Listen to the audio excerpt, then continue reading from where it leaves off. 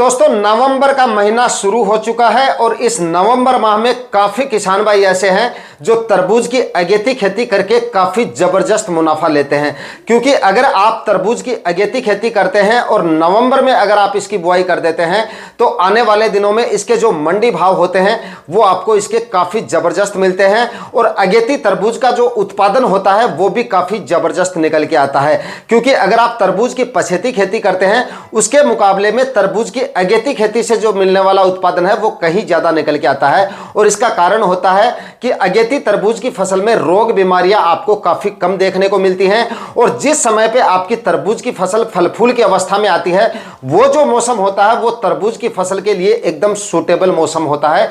इस वजह से अगेती तरबूज का उत्पादन तो काफी जबरदस्त निकलता ही है, मंडी भाव भी आपको काफी अच्छे मिलने की वजह से मुनाफा जो है आपका वो काफी अच्छा निकल के आ जाता है। तो आज के इस वीडियो में हम बात करेंगे तरबूज की अगेती खेती के बारे में। तरबूज की अगेती खेती अगर आप नवंबर माह में करना चाहते हैं तो कब तक आपको इसकी बुआई करनी चाहिए ताकि ज्यादा से ज्यादा आपको उत्पादन मिल सके और ज्यादा से ज्यादा इसके मंडी भाव आपको मिल सके। तरबूज की खेती करने का सही तरीका कौन सा है, ज्यादा से ज्यादा उत्पादन निकालने के लिए आपको कौन कौन से स्टेप लेने चाहिए, कंप्लीट जानकारियां तरबूज की फसल के बारे में आपके साथ शेयर करने वाला हूं। इसलिए वीडियो पर लास्ट तक बने रहना है और वीडियो अगर अच्छा लगे तो वीडियो को लाइक जरूर कर दीजिएगा। जो किसान भाई चैनल पे पहली बार आए हैं या सब्सक्राइब नहीं किया है वो चैनल को सब्सक्राइब कर लें और साथ में बेल आइकन भी प्रेस कर दें ताकि समय समय पे आपको खेतीबाड़ी से रिलेटेड वीडियोज मिलते रहें। नमस्कार दोस्तों, मेरा नाम है सुरेश और आप देख रहे हैं खेत किसान झुंझुनू। तो दोस्तों सबसे पहले हम बात करेंगे तरबूज की अगेती खेती करने का सही समय कौन सा है, यानी कि नवंबर माह में अगर आप तरबूज लगाना चाहते हैं तो कब तक आपको इसकी बुआई करनी चाहिए ताकि आपको सबसे ज्यादा मंडी भाव मिल सके। तो देखिए, अगर आप नवंबर माह में इसकी खेती करना चाहते हैं और सबसे अगेता तरबूज लगाना चाहते हैं, क्योंकि नवंबर माह में लगाया गया तरबूज जो होता है वो सबसे अगेता होता है, मार्केट में सबसे पहले आता है और सबसे ज्यादा मंडी भाव इसी तरबूज के मिलते हैं। तो नवंबर माह में इसकी खेती करने का जो सही समय है वो है 15 नवंबर से लेकर और नवंबर के आखिरी सप्ताह तक आप इसकी बुआई कर सकते हैं। इस समय के दौरान कभी भी आप जो है तरबूज की अगेती खेती कर सकते हैं या तरबूज की बुआई कंप्लीट कर सकते हैं और इस समय पे लगाया गया जो तरबूज होगा वो आपका सबसे अगेता होगा, सबसे अच्छे मंडी भाव मिलेंगे और आने वाले दिनों में सबसे अच्छा आपको उत्पादन मिलेगा। तो बताए गए समय के अनुसार आप तरबूज की बुआई कर सकते हैं, यानी कि 15 नवंबर से लेकर और नवंबर के आखिरी सप्ताह तक, जब आपका मन करे, जब आपकी जमीन खाली हो, जब तैयारियां पूरी हो जाए, उसी समय पे आप तरबूज की बुआई कंप्लीट कर सकते हैं। अब बात करते हैं तरबूज की खेती के लिए जमीन की तैयारियां और डाले जाने वाले खाद उर्वरक यानी कि बेसल डोज के बारे में। तरबूज की फसल से शानदार उत्पादन निकालने के लिए ये दोनों चीजें काफी ज्यादा जरूरी हैं। खाद उर्वरक आपके काफी ज्यादा जरूरी हैं क्योंकि तरबूज की फसल की साइज तभी बढ़ेगी जब आप बेसल डोज सही मात्रा में डालोगे और सबसे जरूरी जो बेसल डोज होते हैं वो आप डालोगे। जो खाद उर्वरक तरबूज की फसल में सबसे ज्यादा जरूरी है उनको अगर आप बेसल डोज के रूप में काम में लोगे तभी आपको तरबूज की साइज अच्छी देखने को मिलेगी, तभी आपको अच्छा उत्पादन मिलेगा। बाद में आप अगर फर्टिगेशन वगैरह से खाद उर्वरक डालते हैं, काम वो भी करते हैं, लेकिन बेसल डोज जो होते हैं तरबूज की फसल में वो सबसे ज्यादा अच्छा काम करते हैं। बेसल डोज अगर आपने अच्छे से नहीं डाला, खाद उर्वरकों का ध्यान नहीं रखा तो भाई आपके तरबूज की साइज अच्छी नहीं बन पाएगी और उत्पादन ठीक से आपका नहीं निकल पाएगा। जमीन की तैयारियां शुरू करने से पहले सबसे पहला काम आपको करना है कि गोबर की खाद अपने प्लॉट में बिखेरनी है और तरबूज की फसल से अच्छा उत्पादन लेने के लिए गोबर की खाद कम से कम 5 से 6 ट्राली 1 एकड़ के हिसाब से आपको डालनी है। और गोबर की खाद आपकी एकदम सड़ी हुई होनी चाहिए, मतलब एकदम कंपोस्ट खाद आपको डालनी है। कम से कम 5 से 6 ट्राली तो आपको डालनी है। इतनी गोबर की खाद अगर आप डालेंगे तो फसल की ग्रोथ भी काफ़ी अच्छी होगी और उत्पादन भी आपको काफ़ी शानदार मिलेगा, मतलब तरबूज की जो साइज होगी वो काफ़ी अच्छी खासी आपको मिल जाएगी। तो जो सड़ी हुई गोबर की खाद है 5 से 6 ट्राली आप डालें। उसके बाद में आप हल्का सा उसमें पलेवा कर दें और अगर ज़मीन के अंदर पहले से नमी है तो पलेवा करने की आपको आवश्यकता नहीं है, लेकिन इस समय अगर आप कर रहे हैं तो नमी आपकी ज़मीन में नहीं होगी तो आप गोबर की खाद डालें और हल्का सा पलेवा करें। हल्का सा पलेवा मतलब 1.5 से 2 घंटे तक आप जो है फव्वारों से इसकी सिंचाई कर दें। पलेवा करने के 2 दिन बाद में आपको जो है हेरो से एक कल्टीवेशन कर देना है।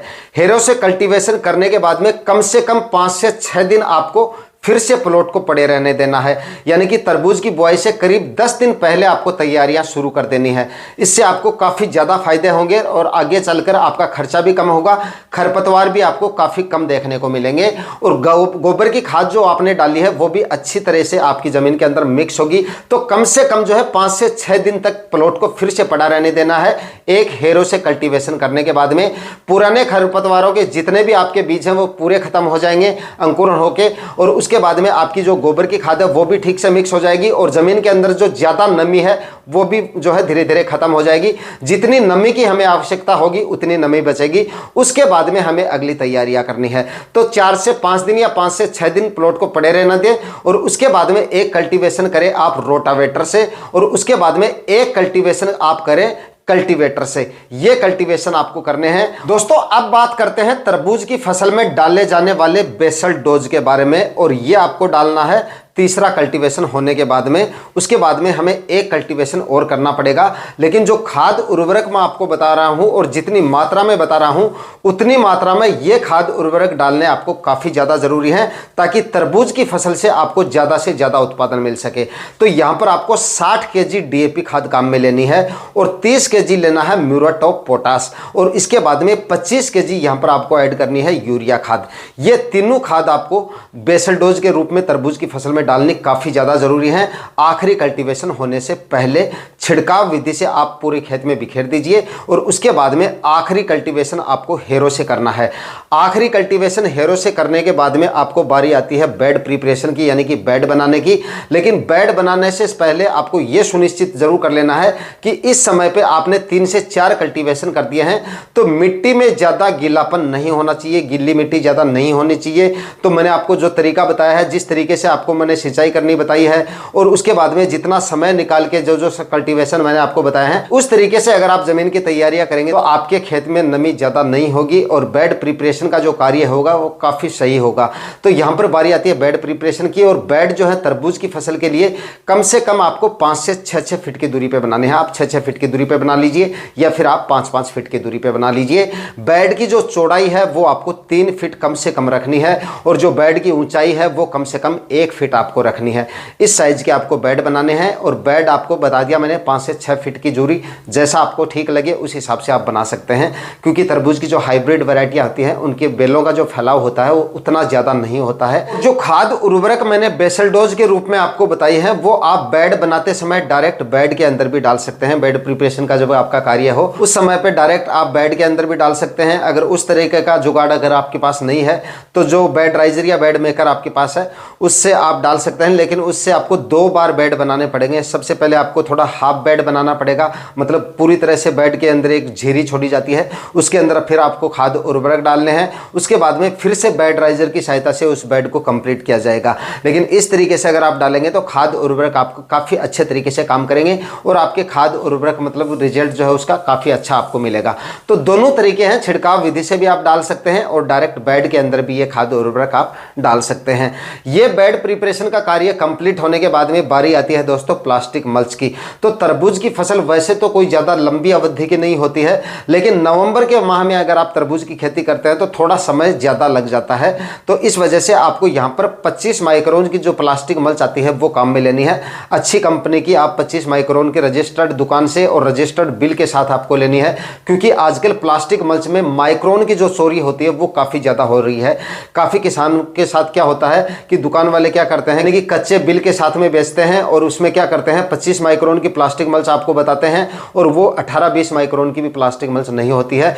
इस वजह से आपको पक्के बिल के साथ में रजिस्टर्ड दुकान से ही 25 माइक्रोन की प्लास्टिक मल्च आपको खरीदनी है। और उसके बाद में आपको जो है सिंगल होल में, अगर आपको प्री होल में मिल जाती है तो सिंगल होल जो होते हैं, सिंगल लाइन में जो होल होते हैं, सिंगल लाइन में होल निकाल के और उसके बाद में तरबूज के बीजों की बुआई करनी है। चाहे तो आप खुद होल निकाल लीजिए या प्री होल में ले रहे हैं तो जिगजैग होल में आपको लेने की जरूरत नहीं है, सिंगल होल में लें और प्लास्टिक मल्च को आप स्प्रेड कर दें। प्लास्टिक मल्च बिछाने का जो तरीका है वो सही तरीका क्या है कि आप 5-5 या 4-4 फीट की दूरी पे दोनों तरफ से मिट्टी से दबा दें। कुछ किसान भाई क्या करते हैं प्लास्टिक मल्च को पूरी तरह से मिट्टी से कवर कर देते हैं। उससे क्या होता है गर्मियों के दिनों में सिंचाई हो के मिट्टी जो होती है वो पूरी तरह से हार्ड हो जाती है और जिस समय हम प्लास्टिक मल्च निकालते हैं उस समय पे वो मिट्टी इतनी हार्ड हो जाती है कि प्लास्टिक मल्च को निकाल पाना काफ़ी ज़्यादा मुश्किल होता है और छोटे छोटे टुकड़े जो होते हैं वो हमारी ज़मीन के अंदर रह जाते हैं और प्लास्टिक मल्च भी आपकी पूरी तरह से फट जाती है। लेकिन अगर आप पूरी तरह से कवर नहीं करेंगे, यानी 4-4 फीट की दूरी मान के चलिए, आप दोनों तरफ मतलब जिगजैग आप मिट्टी डालें 4-4 फीट की दूरी पे और उसके बाद में प्लास्टिक, उस तरीके से आप प्लास्टिक मल्च बिछाएंगे तो आपकी प्लास्टिक मल्च जब आप निकालेंगे तो काफ़ी ईजिली निकल जाएगी और लगभग 60-70-80% तक आपकी प्लास्टिक मल्च जो है वो दोबारा दूसरी फसल में भी काम में आ जाएगी। इस तरीके से अगर आप बिछाएंगे तो अच्छी प्लास्टिक मल्च होगी। अगर आपकी ओरिजिनल प्लास्टिक मल्च होगी और 25 माइक्रोन की प्लास्टिक मल्च होगी तो ज़रूर आपको इसको जो है 70-80% आपकी प्लास्टिक मल्च बच जाएगी अगली फसल के लिए, बताए गए तरीके से अगर आप प्लास्टिक मल्च को बिछाएंगे तो। दोस्तों अब बात करेंगे तरबूज की टॉप 5 से 6 वैरायटियों के बारे में जिनको मैं हर साल लगाता हूं और काफ़ी अच्छा रिजल्ट है उन सब वैरायटियों का। तरबूज की फसल से अच्छे मंडी भाव लेने के लिए और अच्छा उत्पादन लेने के लिए आपकी जो वैरायटियाँ होती है वो सबसे ज़्यादा डिपेंड करती हैं। वैरायटियों का अगर वजन अच्छा होगा, साइज अच्छी होगी तो आपका उत्पादन भी आपको काफ़ी शानदार मिलेगा और इन सभी वैरायटियों के फल की जो साइज होगी वो काफ़ी शानदार मिलेगी आपको और जो फल की क्वालिटी होगी, क्वालिटी अच्छी होगी तभी आपको अच्छे मंडी भाव मिलेंगे। कि ब्लैक आइस बॉक्स की अगर सही सेफ आपको मिलेगी तभी अच्छे मंडी भाव आपको मिलेंगे। मार्केट में डिमांड तभी उस तरबूज की आपको अच्छी मिलेगी अगर साइज उसकी अच्छी होगी या सेफ उसकी अच्छी होगी, खाने में अगर स्वाद जिसका अच्छा होगा वही तरबूज मार्केट में ज़्यादा चलेगा। तो ऐसी ही कुछ वैरायटियों के बारे में बता रहा हूं। तो नंबर 1 पर यहां पर आप जो है क्लाउज कंपनी की है जंबो रेड वैरायटी, जो कि काफ़ी शानदार वैरायटी है। तीसरी साल में इस तरबूज का चयन करने वाला हूं। पिछले 2 सालों से इस तरबूज के बीज को मैं लगा रहा हूं, काफ़ी अच्छे रिजल्ट देखने को मिले हैं और तरबूज की फल की जो वजन है वो भी आपको इसका काफ़ी शानदार मिलता है और फल की क्वालिटी भी इसकी काफ़ी शानदार मिल जाती है आपको। तो क्लाउज का जो जंबो रेड वैरायटी है इसका आप सिलेक्शन कर सकते हैं। उसके बाद में नंबर 2 पर है सेमिनस की माधव वैरायटी। ये भी काफ़ी अच्छी और काफ़ी शानदार वैरायटी है। इस वैरायटी का सिलेक्शन मैं पिछले 4 से 5 सालों से कर रहा हूं। काफ़ी अच्छा खासा रिजल्ट है इसका। फल की क्वालिटी भी काफ़ी अच्छी है और वजन भी इस फल का काफ़ी अच्छा मिलेगा आपको और स्वाद के मामले में ये वैरायटी सबसे अच्छी है, यानी कि खाने में इसका जो फल है वो बाकी वैरायटियों से सबसे अच्छा है। तो सेमिनस की माधव वैरायटी का भी आप सिलेक्शन कर सकते हैं। इसके बाद में अगली जो वैरायटी है वो है सागर सीड की सागर किंग वैरायटी। ये भी काफ़ी अच्छी और काफ़ी शानदार वैरायटी है। इसके भी फल की साइज आपको काफ़ी अच्छी मिलेगी, मार्केट वैल्यू भी आपको काफ़ी अच्छी मिलेगी, उत्पादन भी इस वैरायटी का आपको काफ़ी शानदार मिल जाता है। तो इस वैरायटी का भी आप सिलेक्शन कर सकते हैं। इसके बाद में दोस्तों अगली जो वैरायटी है वो है श्री राम की कान्हा वैरायटी। ये भी काफ़ी अच्छी और काफ़ी शानदार वैरायटी है। इस वैरायटी का सिलेक्शन भी आप कर सकते हैं। फल का वजन इसका भी आपको काफ़ी शानदार मिल जाएगा, तो इस वैरायटी का भी आप सिलेक्शन कर सकते हैं। काफ़ी अच्छा उत्पादन देके जाती है। इस वैरायटी का भी मैंने काफ़ी बार इस्तेमाल किया है, लास्ट ईयर भी इसको मैंने लगाया था, तो काफ़ी अच्छे रिजल्ट इस वैरायटी के भी आपको मिल जाएंगे। दोस्तों इसके बाद में अगली जो वैरायटी है वो धान्या कंपनी की मधुरस वैरायटी, और ये लास्ट ईयर की मेरे पास पड़ी भी है, तो इस वैरायटी का भी आप सिलेक्शन कर सकते हैं। इसको भी मैं पिछले 5 से 6 सालों से इस्तेमाल कर रहा हूँ। काफ़ी अच्छी और काफ़ी शानदार वैरायटी है। इस वैरायटी का भी आप सिलेक्शन कर सकते हैं। इसमें बीज भी पड़े हैं, मतलब लास्ट ईयर मैंने इसको लगाया था, इतनी की बच गई थी तो मेरे पास पड़ी थी, इसलिए मैंने आपको इसमें दिखा दिया। तो आप इस वैरायटी का सिलेक्शन भी कर सकते हैं। बताएगी जो भी वैरायटियाँ इस वीडियो में मैंने आपको बताई हैं, सभी वैरायटियों का मैं खुद सिलेक्शन कर चुका हूं और सबका अनुभव है मेरा, इसलिए आप उन सब वैरायटियों में से जो भी वैरायटी आपको मिल जाए उन वैरायटियों का आप सिलेक्शन कर सकते हैं।